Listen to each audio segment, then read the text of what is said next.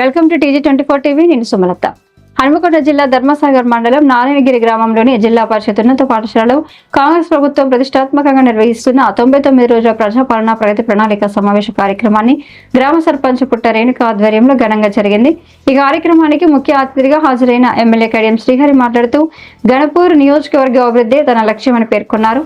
గత ఎమ్మెల్యేలు ప్రజల కోసం ఏం చేశారో అందరికీ తెలుసని, రాజకీయ ఉనికి కోసం విమర్శలు చేయడం తప్ప అభివృద్ధికి కృషి చేయలేదని విమర్శించారు.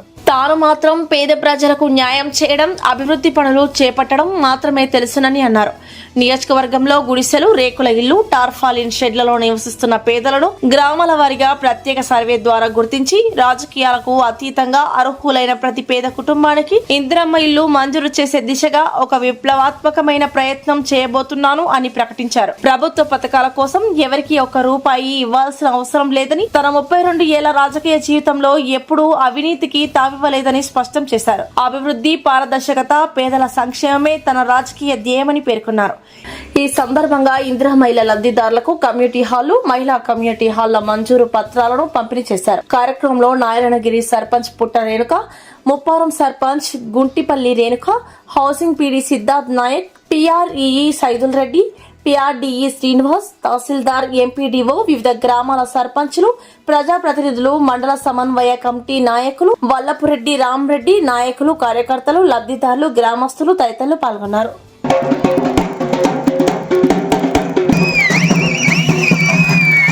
స్వాగతం పలుకుతూ ఎంపీ పార్లమెంట్ సభ్యులు గారు అందరూ కూడా అధ్యక్షత వహించాల్సిందిగా, వేదికను అలంకరించాల్సిందిగా కోరుచున్నాను. వేదికను అలంకరించాల్సిందిగా కూడా పెన్షన్దారులకు, గ్రామ ప్రజలకు ఇబ్బందిగా ఉండడం వలన గ్రామ పంచాయతీ ఆవరణలో పర్మనెంట్ భవనము ఏర్పాటు చేయడం జరిగింది సార్. ఎన్నో ఏళ్లుగా అంధకారంలో ఉన్న గాంధీ సెంటర్ లో హైలైట్స్ లైట్లు ఏర్పాటు చేయడం జరిగింది సార్. ఇచ్చిన మాట ప్రకారం గాంధీ విగ్రహం నుండి మహమ్మద్ రజాక్ ఇంటి వరకు CC రోడ్ నిర్మాణం గ్రామ పంచాయతీ నిధుల నుండి వేయడం జరిగింది సార్. చెట్టాల తండలో కొత్త బోర్ మోటార్ వేయడం జరిగింది సార్. వడ్డరి కాలనీలో మోటార్ వేయడం జరిగింది సార్. వాటర్ ట్యాంక్ ఏరియా, మసీద్ ఏరియాలో కొన్ని ఇండ్లకు నల్ల కలెక్షన్ లేకపోవడం వలన కొత్త పైప్ లైన్ వేయించడం జరిగింది సార్. 3 చోట్ల హ్యాండ్ పంప్స్ రిపేర్ చేయించడం జరిగింది సార్. SC కాలనీలో శ్మశాన వాటికలో బోర్ వేయించడం జరిగింది సార్. మా ఊరిలో మినీ మేడారం ఉన్నందున అక్కడ వాటర్ సౌకర్యం ఎమ్మెల్యే మీ సహకారంతో DMFT నిధుల నుండి ఏర్పాటు చేశాం సార్. EGS నిధుల నుండి ఎమ్మెల్యే సహకారం సార్ తోటి 25 లక్షల CC రోడ్లు వేయడం జరిగింది సార్. SC కాలనీలో SCP నిధుల నుండి 14 లక్షల CC రోడ్లు వేయడం జరిగింది సార్. MP గారి నిధుల నుండి 5 రూపాయలు SC కాలనీలో బావి నుంచి వాటర్ ట్యాంక్ పైప్ లైన్ వేయడం జరిగింది సార్. మీకు విజ్ఞప్తి చేసుకుంటున్నాం సార్. మేజర్గా కట్టుకాలువ ముప్పారం ఊరు చెరువు నుండి నారాయణగిరి చెరువు వరకు మరమ్మతు చేయాలి సార్. అంతేకాకుండా ఒక యాదవ కమిటీ హాల్ కావాలి సార్. మరియు SC కమ్యూనిటీ హాల్ కూడా కావాలి సార్. మరియు ఒక వెటర్నరీ హాస్పిటల్ శిథిలావస్థలో ఉంది సార్. కావున ఒక కొత్త భవనం మంజూరు చేయండి సార్. మరియు మాకు గ్రామ పంచాయతీ కూడా పాతగా ఉంది సార్. ఒక కొత్త భవనం కావాలి సార్. అంతేకాకుండా ఈ వచ్చే 4.5 సంవత్సరాల లోపు ప్రజలకు అందుబాటులో ఉండి ఏదైనా మా వంతు సాయం చేస్తాం. సార్ దృష్టికి తీసుకెళ్ళి పట్టుబట్టి చేయించుకుంటాం. గారి మామిడి నుండి కమారిపేట తండ వరకు 3 కిలోమీటర్ల మట్టి రోడ్డు మంజూరు ఇవ్వగలరు సార్. ఇది ఒక మనవి సార్. అందరికీ మరొకసారి ధన్యవాదాలు తెలుపుకుంటూ ముగిస్తున్నాను. నిజాయితీగా పాలన ఉంటుందనే ఒక ఆలోచనతోని మీరందరూ నన్ను ఆశీర్వదించి ఎమ్మెల్యేగా గెలిపించారు. నేను ఎమ్మెల్యేగా గెలిచాను, కానీ రాష్ట్రంలో కాంగ్రెస్ ప్రభుత్వం అధికారంలోకి వచ్చింది. నేను BRS పార్టీ నుంచి ఎమ్మెల్యేగా గెలిచాను. రాష్ట్రంలో కాంగ్రెస్ ప్రభుత్వం అధికారంలోకి వచ్చింది.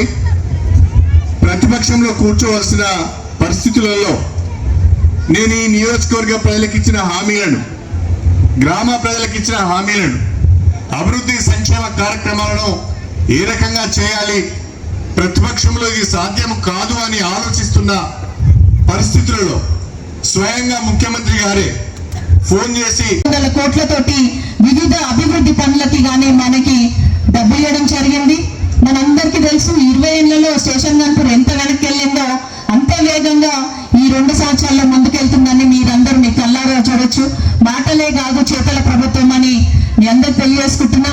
ఇంకొక విషయం ఏంటంటే అప్పుడు నాన్నగారికి ఎమ్మెల్యే పోటీ చేసినప్పుడు 2023లో నేను ముప్పారం గ్రామంకి వెళ్ళినప్పుడు నేను మా చెల్లె వాళ్ళు మా నాన్నగారు కోటే నేను అడిగినప్పుడు కొందరు మహిళలు వచ్చి అడిగినారు డబుల్ బెడ్రూమ్ ఇల్లు ఏమైనాయి అని చెప్పేసి.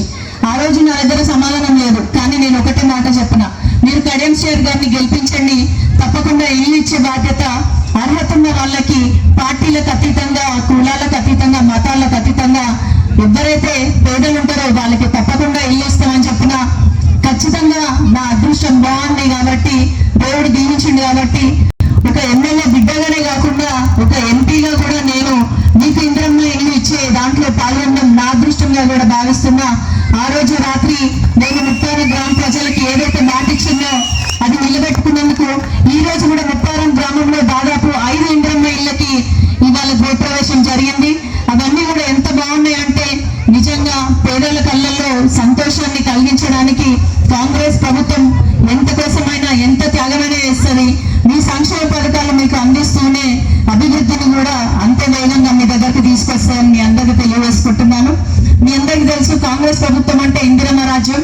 అందుకే మహిళలని శక్తిమంతులుగా చేయాలన్న ఉద్దేశంతో చేసే ప్రతి ఒక్క సంక్షేమ పథకానికి మహిళల కోసమే ఇస్తున్నారు. అటు ఉచిత బస్సు కానీ, 500కి గ్యాస్ సిలిండర్ కానీ, 200 యూనిట్ల కరెంటు ఫ్రీ కానీ, తర్వాత ఇప్పుడు వ్యవసాయ ముట్లు కూడా 50% పనిముట్లకి 50% సబ్సిడీ ఇస్తుంది కాంగ్రెస్ ప్రభుత్వం.